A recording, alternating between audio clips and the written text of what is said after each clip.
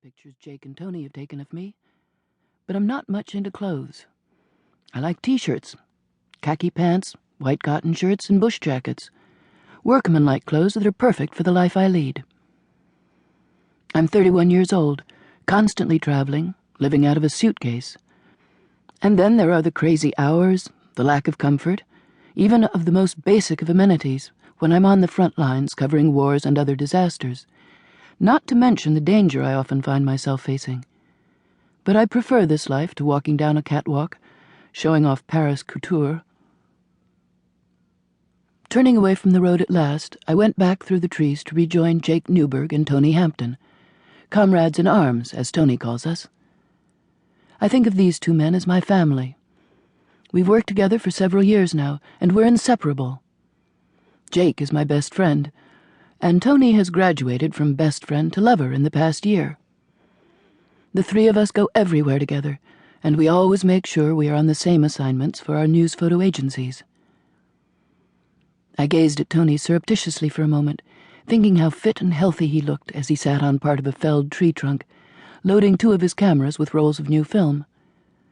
Tony, who is British, is 10 years older than me. Stocky and muscular, he inherited his mother's black Irish good looks, and he is a handsome and charismatic man. But it's his masculinity, his potent sexuality, that women find most appealing, even overwhelming, and certainly irresistible, as I have discovered. Considered to be one of the world's great war photographers, of the same ilk as the late Robert Capa, he is something of a risk-taker when it comes to getting his pictures. This does not unduly worry me, although I know it gives Jake Newberg cause for concern. He has discussed it with me frequently of late.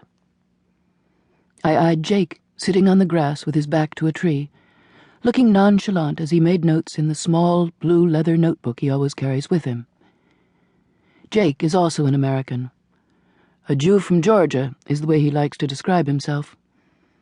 At 38, he is also one of the top war photographers, a prize winner like Tony. I've won many awards myself, but I've never attempted to put myself in their league, although Tony and Jake say I belong there, that I'm just as good as they are. Jake is tall, lean, with a physical toughness about him that makes him seem indestructible. Anyway, that's the way I view him. He's an attractive man with an expressive face, blondish, curly hair, and the most vivid blue eyes I've ever seen.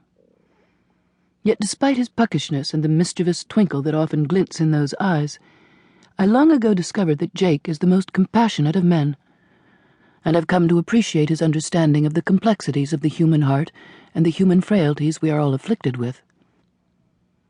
Tony glanced up as he became aware of me hovering over him.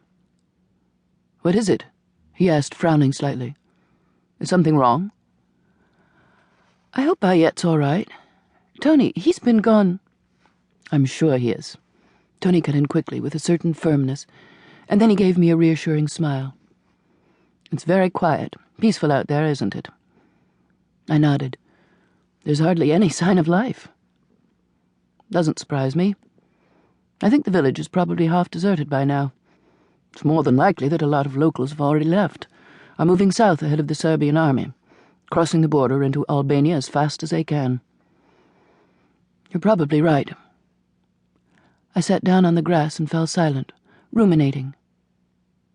Jake glanced at me, and then pinned his eyes thoughtfully on Tony. He said in a brisk tone, "Let's abandon this shoot. Get the hell out of here, Tony. I've suddenly got a bad feeling."